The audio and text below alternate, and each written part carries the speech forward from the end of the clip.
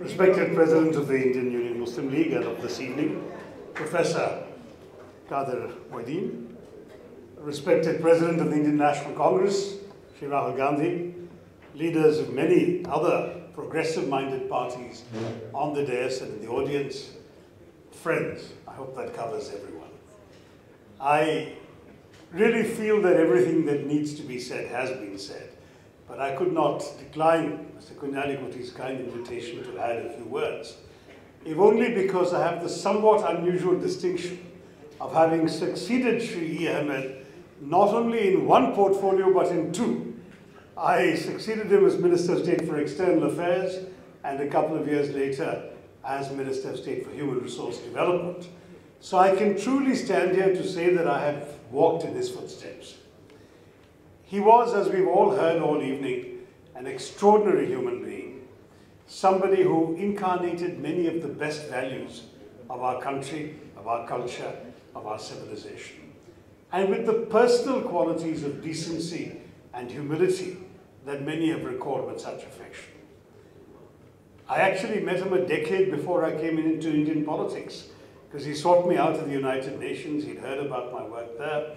He had come to visit his son in America, and he called me from the other coast, from Seattle.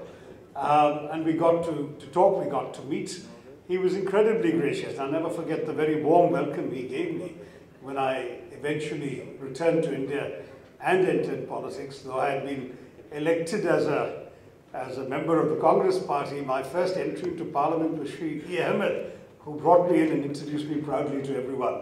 And that avuncular nature is something that I think I will always cherish as I recall him.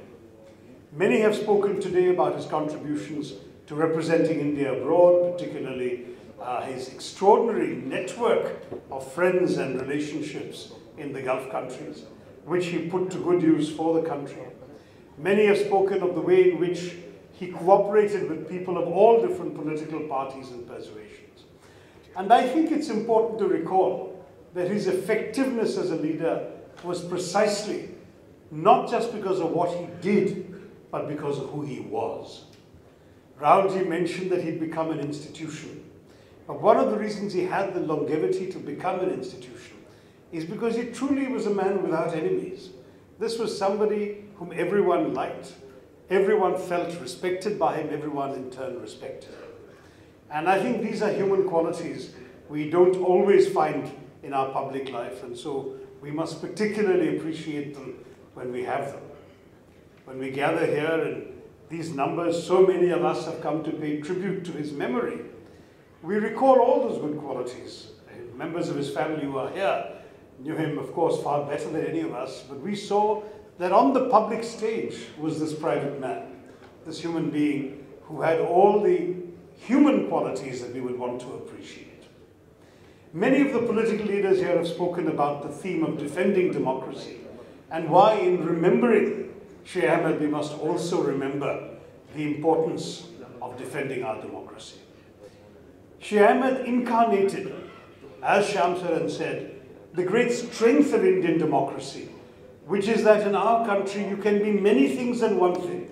You can be a good Muslim, a good Keralite, and a good Indian all at once. And that is indeed what Shri Ahmed represented. And that the ideal of this idea of India, a phrase that so many have used today, is an ideal which he embodied simply in what he believed, the way he conducted himself, and the way he represented our country. Can we afford to jeopardize that ideal? Can we allow, as Shri Rahman Khan reminded us, the constitution on which that ideal rests to be thrown into question? When some of us say what Shri Rahman Khan said, the answer comes, oh, but the constitution has been amended 100 times. How does it matter if it's amended once more? But the answer is, of course, everything depends on the nature of what you want to amend. All the amendments we've had have dealt with aspects of detail. The BJP and those who have been their ideologues over time have a far more fundamental critique of the Constitution than any of our 103 amendments would reflect. Whereas our Constitution was written by Dr. Ambedkar as head of the drafting committee, by Jawaharlal Nehru ji, by Rajendra Prasad as the presiding officer of the Constituent Assembly, while it was written to be a document for all the people of India, it was rejected on precisely those grounds by M.S. Golwalkar and later by the principal ideologue of the present ruling forces, Shri Deen Dayal Upadhyay. And what was their critique? They said this constitution is not just a westernized document written with foreign imported ideals by Anglophile lawyers and in the wrong language, all of which, of course, were predictable critiques. They said it is fundamentally flawed because it rests on the wrong idea of what is a nation. Their critique, and both Golwalkar and Upadhyay have written exactly the same thing, the latter in more detail than the former.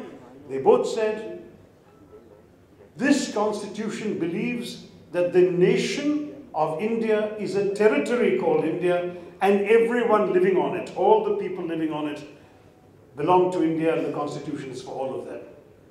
Wrong, says Golwalkar, wrong, says Upadhyay. A nation is not a territory.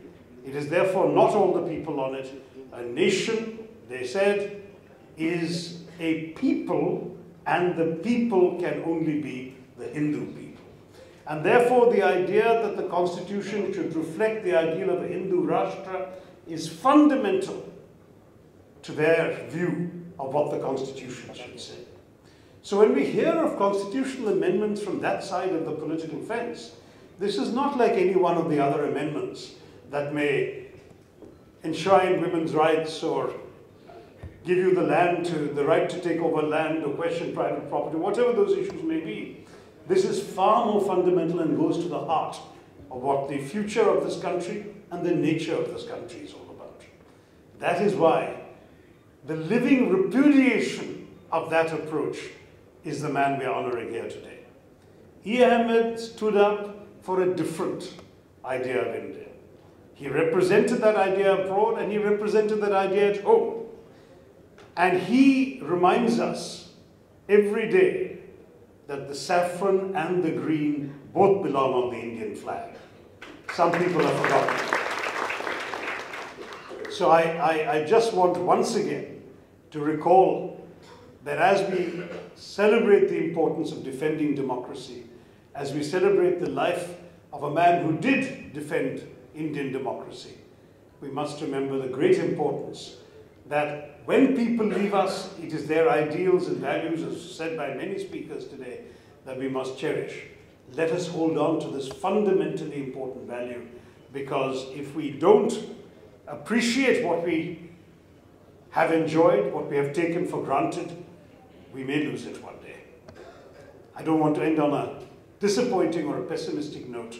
Let me once again say that as long as there have been fighters like Ahmed for the values that reflect our democracy and our pluralism, we will be safe, but we must never stop. We must never cease to fight. Thank you.